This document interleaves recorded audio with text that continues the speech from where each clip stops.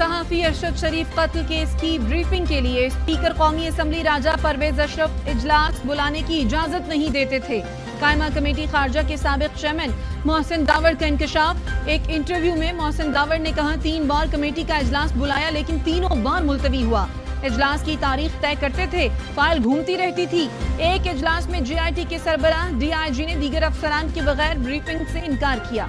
आइंदा इजलास पर दीगर अफसरान के बजाय IG पेश हुए, मामला ज़ेरे समाअत होने का कहकर ब्रीफिंग से माजरत कर ली। वजारत खारजा ने मामला वजारत दाखिला का करार देकर हाथ ही उठा लिए। वजारत दाखिला एक के बाद दूसरा बहाना तराशती रही। ये कि आपने खारजा अमूर कमेटी में अरशद शरीफ का जो मामला है उसको भी छेड़ने की कोशिश की, कितने कामयाब हुए? एक दिन हमारी सुबह मीटिंग थी फॉरेन अफेयर्स की मीटिंग, और वो TV फॉरेन ऑफिस में उसी रात को फिर अरशद शरीफ का मर्डर भी हुआ था। उसी वक्त वो कीनियन एम्बेसडर जो थी वो भी फॉरेन ऑफिस बुलाया गया था, वहाँ पर